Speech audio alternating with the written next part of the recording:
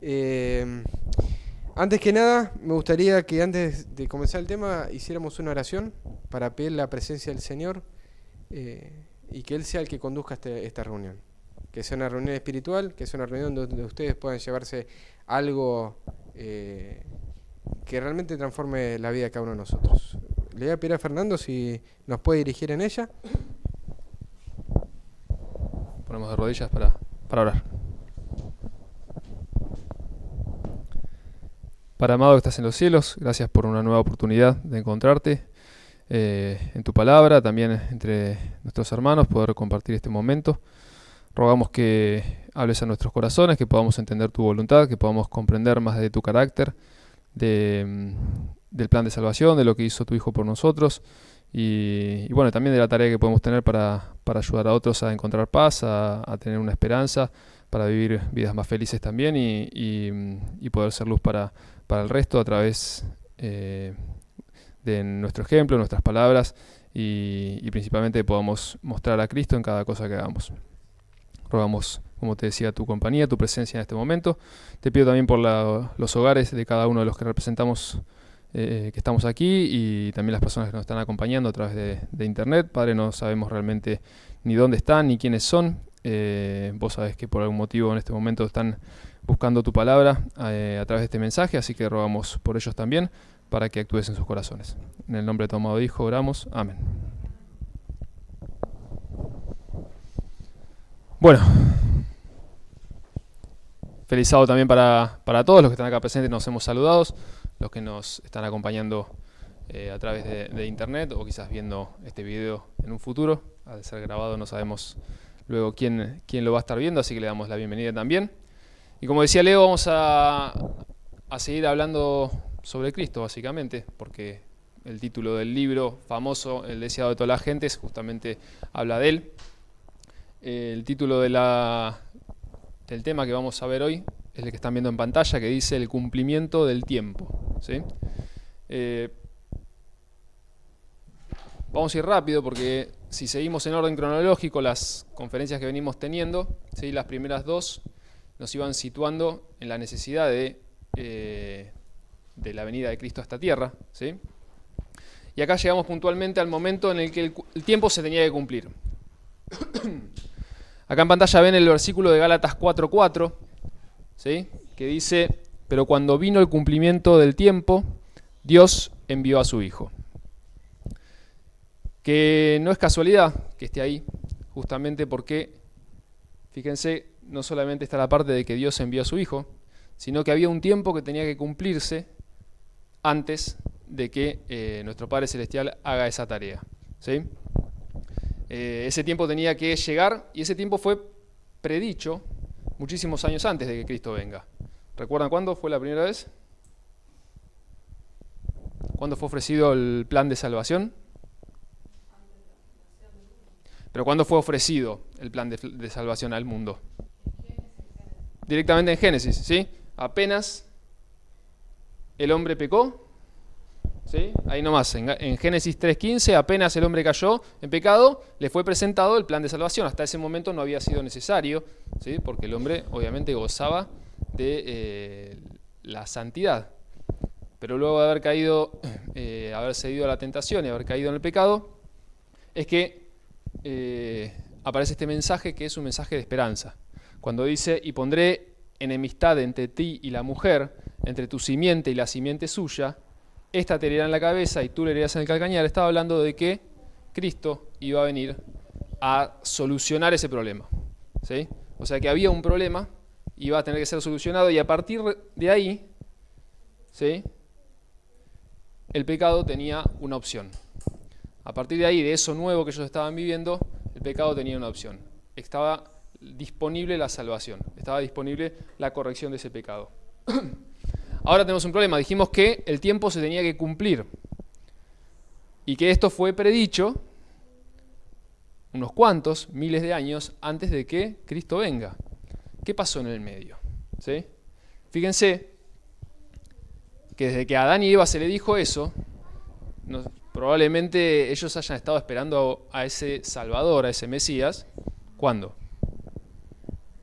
cuando nació su primer hijo, ¿sí? O sea, el nacimiento de su primer hijo, ha dicho, ¿y será este? ¿Sí? Bueno, por ahí no, en el segundo, ¿ahí será este? Y no, bueno, tenemos problemas entre nuestros hijos. ¿Serán su descendencia? ¿Sí? Porque somos así, obviamente, cuando nosotros nos cuentan algo y nos proponen algo, enseguida tiene que ser ya. No sé, yo tengo un hijo chiquitito, de 5 años casi, y si yo le llego a prometer hoy algo, más vale que sea hoy y que sea ya. Ayer cometí el error de decirle te voy a comprar unas bolitas. Bueno, ¿las tenés? No, bueno, ya tengo la plata. Bueno, sí, pero ¿y ahora vamos a comprarlas? No, pero ahora, ¿y cuándo? Y bueno, tenemos que dormir. Ah, bueno, y después de dormir, bueno, después de dormir vamos a la iglesia. Bueno, sí, después de la iglesia, bueno, después de la iglesia vamos a comer. Bueno, y después de comer, así, hasta que llega el horario exacto en el que tiene que cumplirse y más vale que se cumpla. Bueno, acá estaba pasando algo similar. Adán y Eva, luego de la desesperación de su pecado, Dios le propuso una solución, le propuso la salvación, ¿sí? Y el tiempo empezó a pasar. Con Adán y Eva no apareció el Mesías, ¿sí? Luego tenemos una etapa bastante oscura de la tierra y a partir de Enoc, con los patriarcas y los profetas, ese mensaje volvió a darse. Y volvió a darse cada vez más fuerte. Y el pueblo empezó a tener esa esperanza y esa esperanza no se cumplía, ¿sí?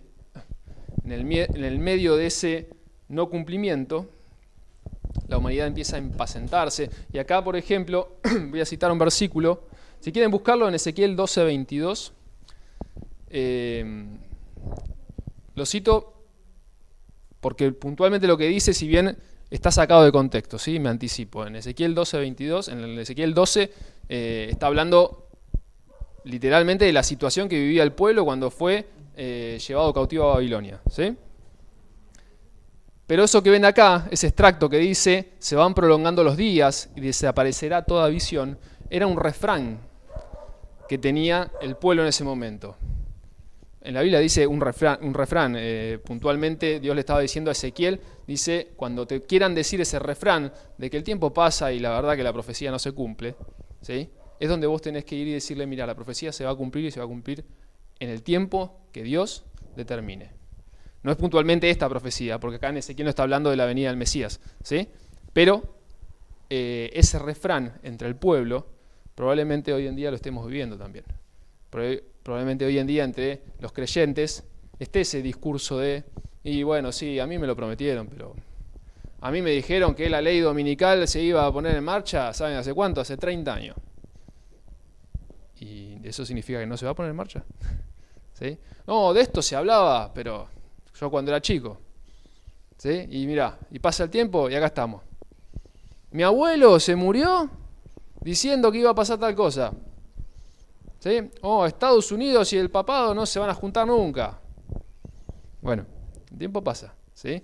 Y Dios lo que estaba diciendo al pueblo a través de Ezequiel, de su profeta, le estaba diciendo, las cosas pasan cuando yo digo que pasen, y no porque soy un déspota, un dictador que hago lo que se me cante, sino porque los tiempos que él maneja son tiempos fieles, no son los tiempos nuestros, estamos acostumbrados a que no se cumplen.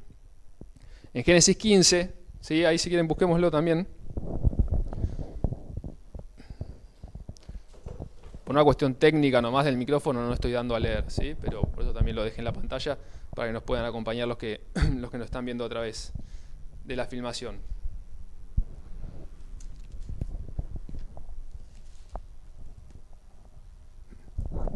En Génesis 15 les decía está el ejemplo de Abraham.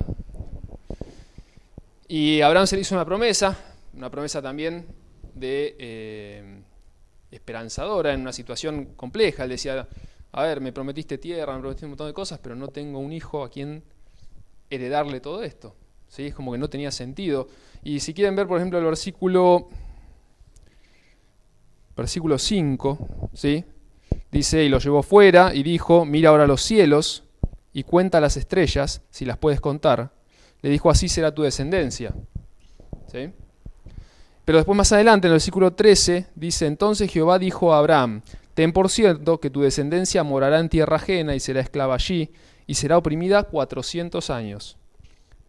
Mas también a la nación a la cual servirán juzgaré yo, y después de esto saldrán con gran riqueza. ¿Qué le estaba contando Dios a Abraham en ese momento?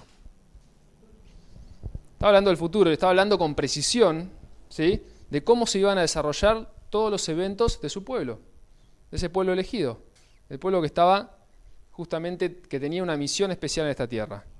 Y le estaba contando algo feo, porque supuestamente esta charla entre Dios y Abraham era para hablar de las buenas cosas que iban a pasar, y entre medio de estas buenas cosas había 400 años de esclavitud en un país ajeno, ¿sí?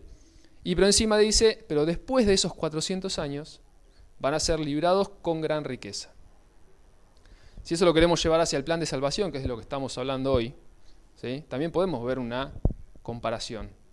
Podemos ver de que estamos viviendo en una esclavitud de la cual nosotros no tenemos capacidad, porque justamente el esclavo el problema que tiene es que no se puede librar él solo, ¿sí? O sea, el gran problema de la esclavitud es que el esclavo depende de que sea liberado, porque no puede hacer nada por sí mismo, ¿sí? Y Dios nos estaba diciendo, después de esos periodos concretos de años en el que se cumpla esa esclavitud, van a ser librados con gran riqueza. Ese periodo se tenía que cumplir.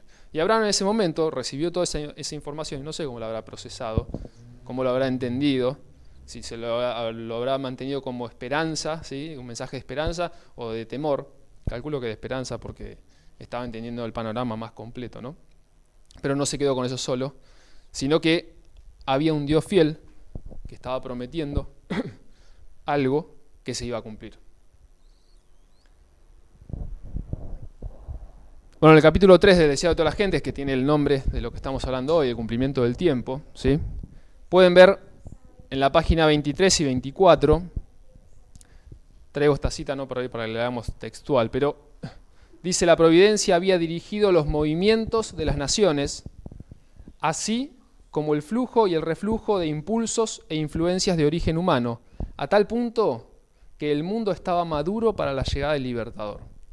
Y esto me hizo pensar un poquito, porque no solamente tenía que cumplirse un tiempo, sino que tenía que darse un contexto. La venida de Cristo a esta tierra, ¿sí?, como un ser humano, en la misión que él tenía que llegar en un momento especial. Y había una fecha pautada, ¿sí? El profeta Daniel, en su momento, él recibió toda una indicación que realmente para los estudiosos, para los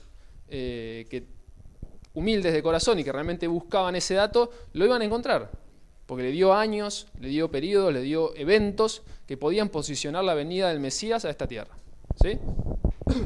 Pero no alcanzaba con eso.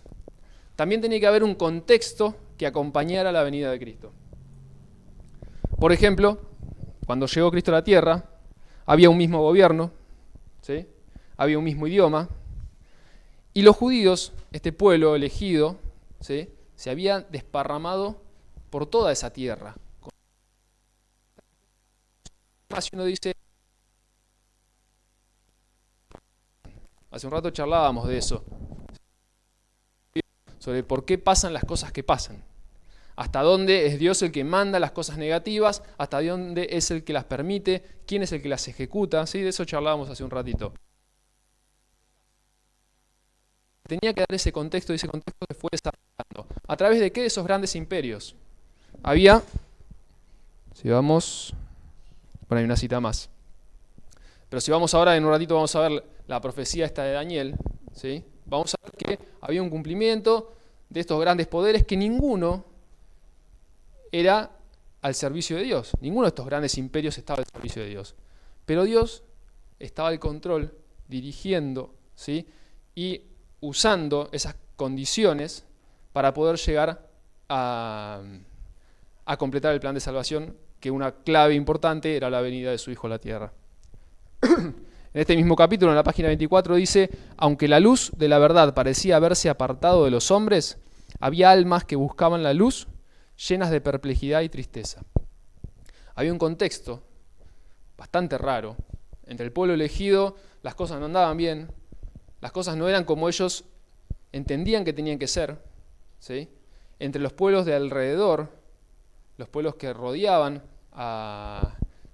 o puntualmente en este caso, el gran poder que dominaba sobre la tierra, para nada, ¿sí?, ni llevaba eso hacia su gente, pero había gente fiel que estaba buscando esa luz, que estaba atenta, que estaba prestando atención a las señales, que estaba prestando atención también al contexto, a lo que estaba sucediendo, ¿sí? Que estaba a la espera de eso. Los sistemas paganos también estaban en decadencia, porque, podríamos decir en términos más nuestros, ya la gente no se tragaba eso. Nadie. Las mezclas que hacían de filosofías y demás, a pocos necesidad de encontrar la verdad. Y de alguna manera se tenía que dar. Sigo compartiendo citas y las traigo así, para que todos puedan verlas los que no están con las manos, ¿sí? Dice, entre aquellos a quienes los judíos llamaban gentiles, había hombres que entendían mejor que los maestros de Israel las profecías bíblicas concernientes a la venida del Mesías.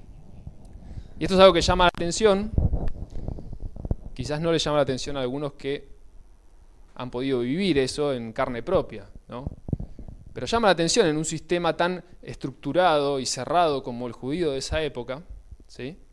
Digo, de esa época, pensar que había gente que no era judía, que realmente tenía mayor conocimiento, y no solo mayor conocimiento, sino que era fiel a ese conocimiento.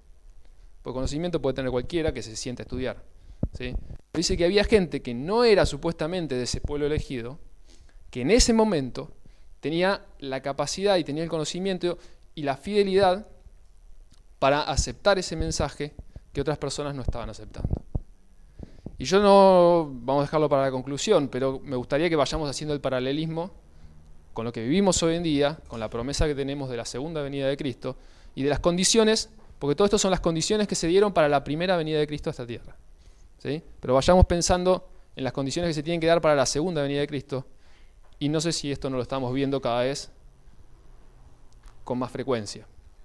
Cuando tenemos la posibilidad de conocer personas que por ahí no están dentro de enmarcados, ¿sí?, en una institución y demás, y te sorprende decir, ¿cómo llegó él a este conocimiento? ¿Cómo llegó a ver esto? Y sí, ¿por qué? Porque uno cree que es dueño de eso porque tuvo la Biblia desde que nació, y otras personas, al encontrarse con la palabra, encontraron justamente lo que buscaban, que era Cristo, ¿sí?, reflejado ahí. El símbolo debería ser revelado. Había un serio problema.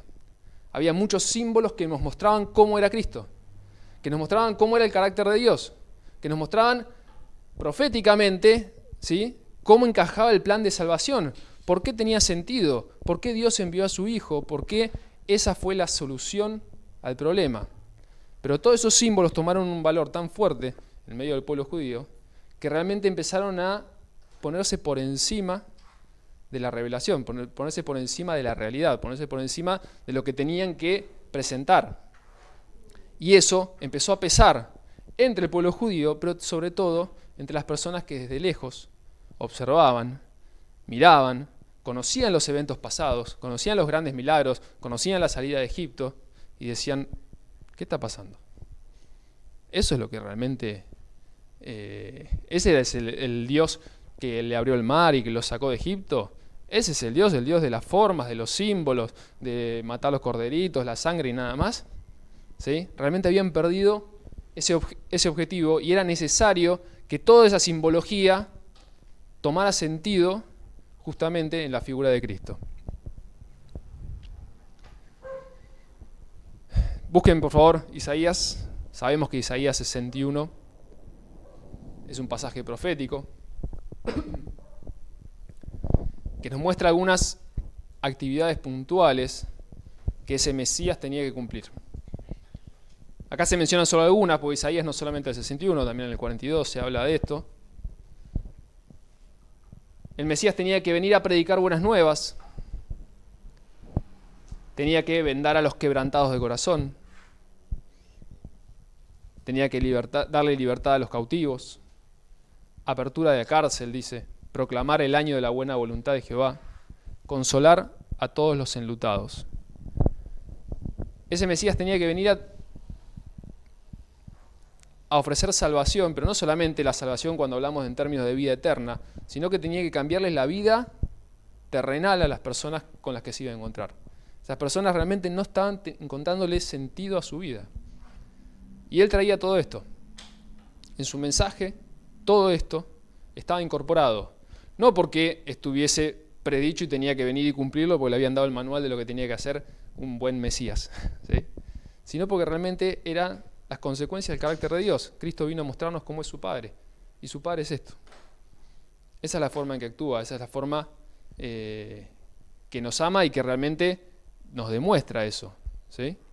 Entonces, por algo esta predicción en Isaías, muchos años antes de que Cristo venga, era nuevamente para tener esperanza, para que ese pueblo tenga la esperanza real de que esto iba a suceder en algún momento.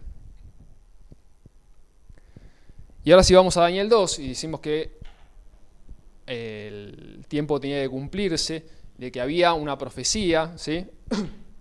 Muchos conocemos esto, que es la profecía de Daniel 2, de la estatua, del sueño que tuvo el rey Nabucodonosor, donde se ven los distintos imperios, los distintos gobiernos que iban a reinar sobre la tierra, en ese momento la cultura conocida, ¿sí?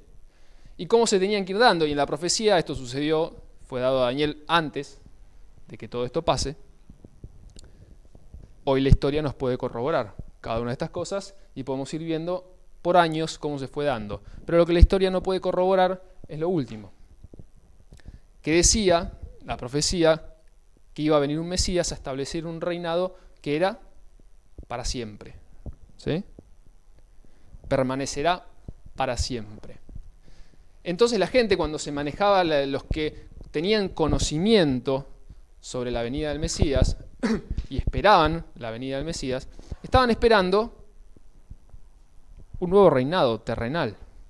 La mayoría estaba a la espera de que se cumpla la supremacía del pueblo judío ante todo el mundo, porque iba a venir un rey, como vino en su momento Nabucodonosor, ¿sí? Ciro, tantos, que vinieron a imponer su reinado. Ellos estaban entendiendo que eso tenía que suceder también. Y no estaban nuevamente comprendiendo los símbolos que explicaban cuál era el verdadero plan de salvación. ¿Qué significaba para siempre? Sabemos que en esta tierra nada es para siempre, ¿sí? Todo el para siempre que podemos llegar a tener en esta tierra, en algún momento se acaba. Entonces, no tenía lógica que ese gobierno viniera a establecerse en un sistema tan corrupto como el que se había llegado hasta ese momento. Tenía que haber algo que limpiara eso. Por eso en la profecía se habla de que esta roca venía, este símbolo de la roca de este nuevo gobierno, viene y destruye todo lo anterior para establecer un nuevo gobierno, para establecerse para siempre. No podía ponerse por debajo de esto. Tenía que eliminar todo esto para hacerlo de nuevo y hacerlo bien.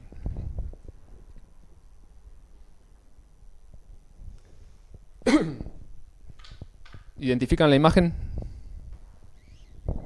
¿Sí? A ver, Pedro, haceme un favor. ¿Qué estás viendo ahí? Bien, una pala mecánica. ¿Sí? Los que no escucharon con el micrófono. ¿Qué está haciendo la pala mecánica? Excavando, ¿sí? Puntualmente una zanja. Estaba armando una separación. En todo este proceso de espera del Mesías, ¿qué estaba haciendo el enemigo? ¿Qué estuvo haciendo el enemigo mientras, desde que el hombre cayó en el pecado, hasta que Cristo vino a mostrarnos que la salvación era real? Separando, dividiendo. Su trabajo fue crear ese famoso abismo del que se habla entre el cielo y la tierra, la separación entre el Creador y su criatura, entre Dios y el hombre. Quiero decir una cosa. Te escuchamos. Esa máquina está trabajando en la Esa máquina está trabajando en la tierra. tierra. ¿Sí? Está trabajando en la tierra, está haciendo una gran zanja que separe estas dos cosas. Y Satanás encontró la forma de construir esa zanja, de separar eso. Una de sus estrategias fue el paganismo.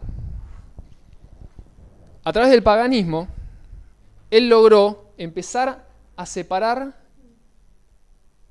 el cielo de la tierra, Dios del hombre, creador de su criatura.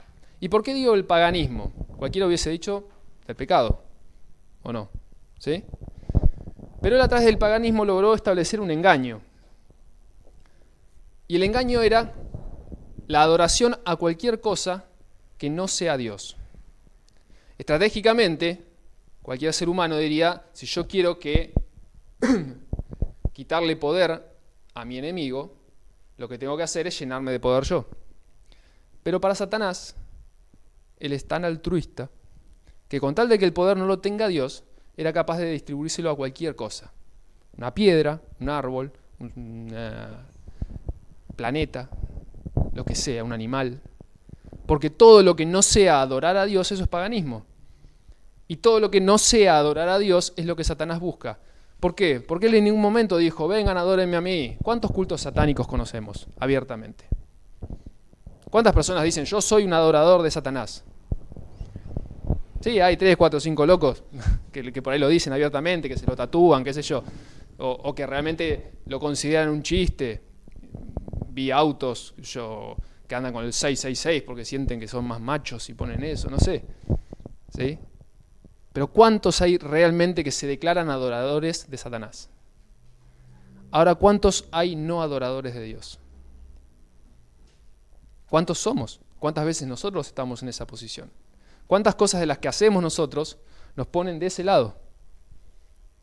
Y muchas veces, con la voluntad de adorar a Dios, ¿sí?, con el deseo de adorar a Dios, estamos actuando de esta manera. Y esa creo que fue la mayor estrategia o la más efectiva que encontró Satanás en ese periodo que tuvo entre que el hombre cayó en el pecado y que Cristo vino a mostrar que él había vencido el pecado. Obviamente que su mayor logro fue meter esto dentro del pueblo elegido. Ahí sí, porque ya ni siquiera por testimonio. La gente de los otros pueblos, los pueblos paganos, los miraban y decían, si hacen lo mismo que nosotros. Ya está. Sí, lo mismo, no pasa nada. Pero al establecer este sistema de engaño, logró mezclar el deseo de servir a Dios, el deseo de ser salvos, el deseo de ser fieles, con un montón de cosas que no tienen nada que ver y que lo único que hacen es ponernos del otro lado de la zanja. Y no porque Dios no tenga la capacidad de solucionarlo, porque justamente de eso vinimos a hablar hoy. El deseado de todas las gentes es ese puente que volvió a construir, que volvió a unir la separación creada por el pecado, creada por Satanás, a través de este sistema. Pero para poder lograr eso, ¿sí?, Cristo tenía que venir y encontrar gente dispuesta a cruzar el puente. Él nos garantizaba que en un tiempo determinado iba a construir ese puente. Ahora, si el puente está ahí y nadie lo cruza, él ya no puede hacer nada al respecto.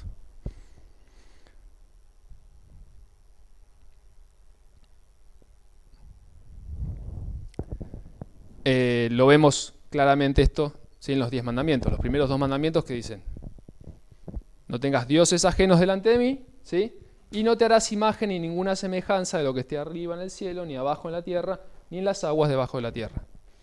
¿Sí? Dios sabía claramente qué es lo que iba a hacer Satanás.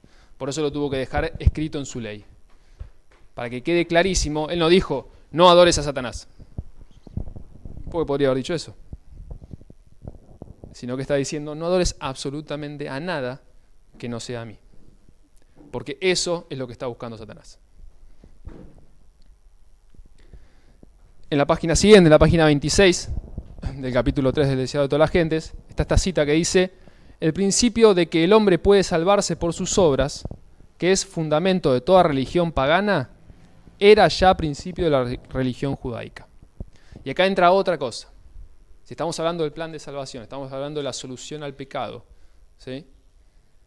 También Satanás dijo, yo tengo la solución al pecado. Miren qué astuto, ¿no? Dentro de los que los buscaban, él dijo, ¿ustedes quieren una solución? Sí, yo tengo una. No solo les doy el pecado, también les doy la solución. ¿Sí?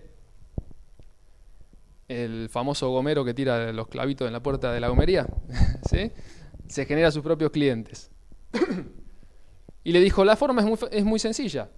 Dice, ustedes tienen que hacer todo lo posible para ser salvos.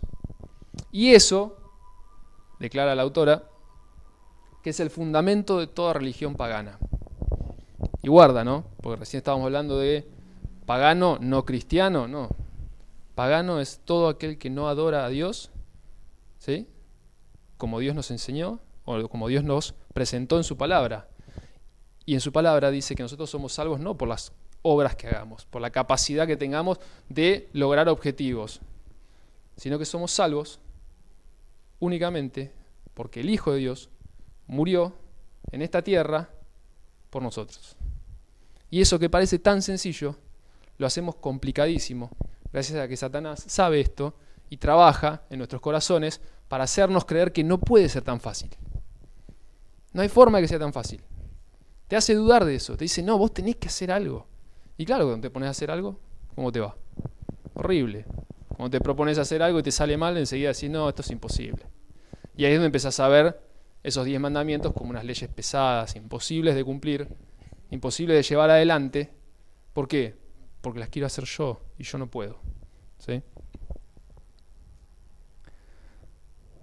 En la siguiente página dice, el pueblo a quien Dios había llamado para ser columna y base de la verdad, había llegado a ser representante de Satanás.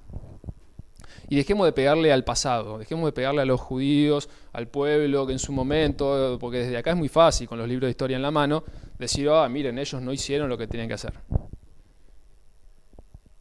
Dios llama a un pueblo hoy en día, Dios llama a su gente hoy en día para cumplir una tarea. La tarea es muy sencilla, es compartir lo mismo que compartió Cristo, compartir el carácter de Dios, mostrar que es amor, conmover los corazones para que las personas acepten y por gracia sean salvas. Llama a un pueblo, levanta un pueblo de entre toda la humanidad, porque así lo hizo en su momento, entre los pueblos paganos, los gentiles, como se dice en la Biblia, ¿sí?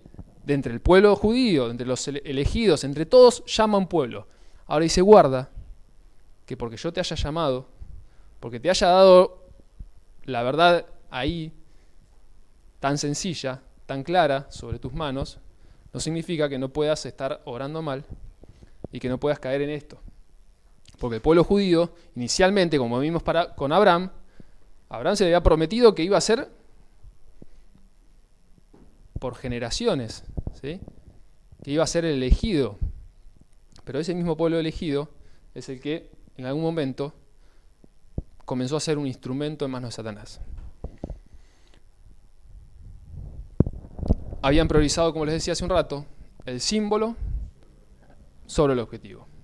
El objetivo concreto de todo el sistema simbólico judío era entender el plan de salvación, entender el amor de Dios a través de entregar a su Hijo unigénito para que todos seamos salvos. Todo eso, todos esos símbolos y demás, si perdían ese foco, no tenía ningún sentido. Lo habían puesto por encima y al poner por encima esas cosas que se volvían terrenales, porque no eran más que prácticas en las que ellos eran actores que tenían que ir y cumplir un rol, ¿sí? Nada más, directamente había perdido el valor. Por eso tenía que terminar. Por eso en ese contexto donde ya no daba para más, donde ya esos símbolos no eran más sostenibles, donde ese mensaje realmente era negativo y donde un pueblo llamado a predicar la verdad estaba llevando un mensaje falso, es que en ese momento se cumple el plazo establecido en la profecía de Daniel. Y no es al revés.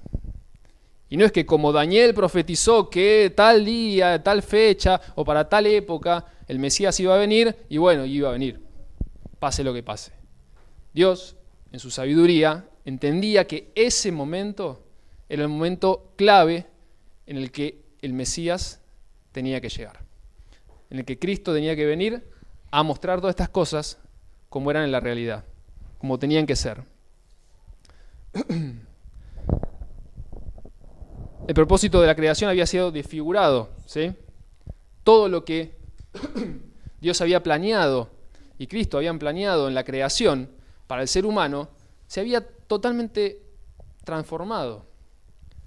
El carácter de Dios no se conocía. Ya la gente no entendía, no sabía quién era Dios. Directamente todo lo que Él había mostrado a través de la naturaleza, de su sabiduría, se había perdido. Y la gente tenía una idea totalmente borrosa y errónea de cómo es nuestro Creador. El cuerpo de los seres humanos. El cuerpo de los seres humanos había sido creado para ser templo del Espíritu, para que Dios habite en nosotros, ¿sí? Y no estoy hablando de una cuestión muy extraña ni súper metafísica. Pero había sido creado de una forma que nos permitía estar en contacto con nuestro Padre. Pero a través de sus prácticas totalmente insalubres, ¿sí? Ese cuerpo había sido degradado, la mente había sido degradada y ya no tenía más capacidad, ¿sí?, de comprender las cosas sencillas de la vida, ¿sí?, como justamente los ejemplos de la naturaleza. Bueno, y la naturaleza también, el entorno, las cosas que pasaban, ¿sí?, las tormentas, los cataclismos, los animales, o sea, las cosas que vemos, todo eso se había desfigurado. De alguna manera tenía que volver a mostrarse cómo fue el objetivo inicial en el Edén para el ser humano.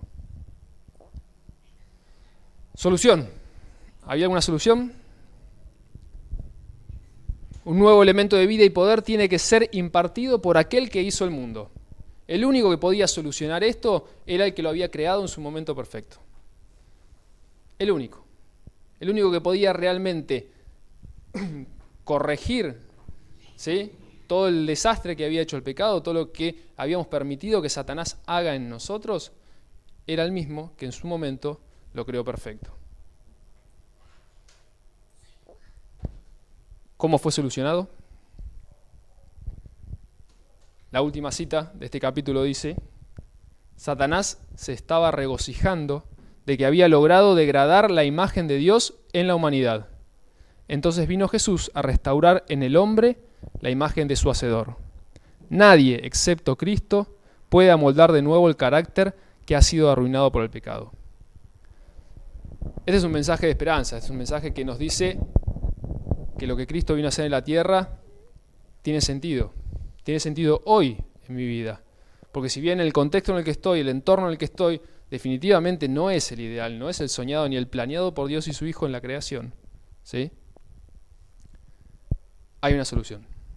Y esa solución fue plasmada el día que Cristo murió por nosotros, ¿sí? Fue comprado, fue pagado, eso ya está resuelto. A partir de ahí yo tengo que entender cómo me hago acreedor de ese beneficio, porque está disponible para mí.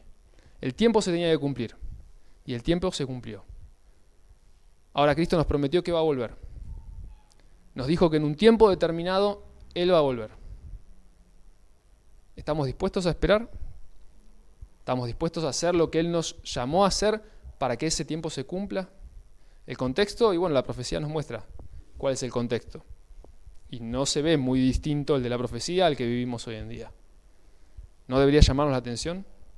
¿No deberíamos prestarle atención a eso para ver qué decisiones tomamos? No qué obras hacemos. ¿Qué decisiones tomamos por nuestra salvación, por la de nuestros seres queridos, por las personas que realmente amamos? Creo que esto es, como les decía, es un mensaje de esperanza. Hay una solución a un problema. Está disponible. Queda en nosotros en aceptarlo, ¿sí? Así que espero que también sea un motivo de oración entre los que estamos aquí presentes, entre los que están acompañando internet, para que esa tarea que hagamos, ¿sí?, pueda llegar a los corazones de todas las personas y que realmente podamos pronto encontrarnos con la solución del problema, ¿sí?, todos cara a cara. Bueno, muchas gracias, Fer, por el tema. Espectacular. Te agradecemos por el mensaje y bueno, tuvo repercusiones, hubo gente que estuvo escuchando. Los invitamos a todos los que están siguiendo estos mensajes a continuar haciéndolos por los canales que lo estamos publicitando, por Verdad Presente. Hay una hermana que manda mensajes de República Dominicana y queríamos mandar, bueno, un poquito más lejos no es la calle República Dominicana. Hermoso el mensaje. Muchas gracias, Fer. La verdad que nos hace pensar un montón de cosas, sobre todo con lo que es, no solamente con la venida de Cristo, la primera, sino con la que va a venir. Y bueno, que sea un tiempo nuestro ahora de preparación, que sea de lo más rico, ¿no? Vamos a terminar con una oración, ¿les parece?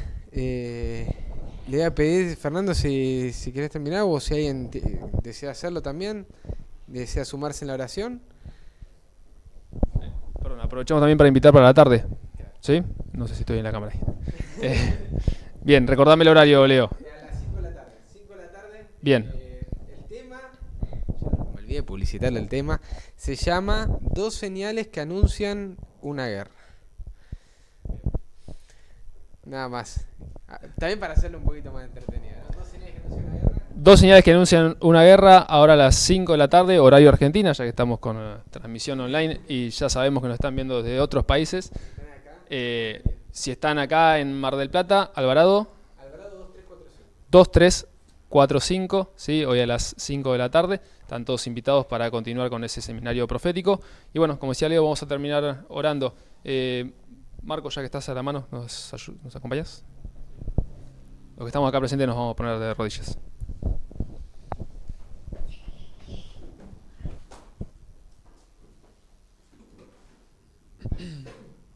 Padre nuestro que estás en los cielos, santificado sea tu nombre. Damos gracias por este sábado, por poder haber llegado hasta acá y agradecemos por la palabra que hemos recibido, por su amado Hijo, por el sacrificio que hicieron por nosotros y que rogamos que podamos ser dignos, poder vivir la palabra que nos dejó, su ejemplo, y poder llegar a todas las personas que nos rodean en cada día, en nuestras actividades, en nuestra familia, en todo lo que hacemos. Le pedimos perdón por ser faltos, por ser duros de corazón, y que nos dé un corazón nuevo también y un corazón de carne. Le agradecemos y pedimos todo esto en el nombre de Jesús. Amén.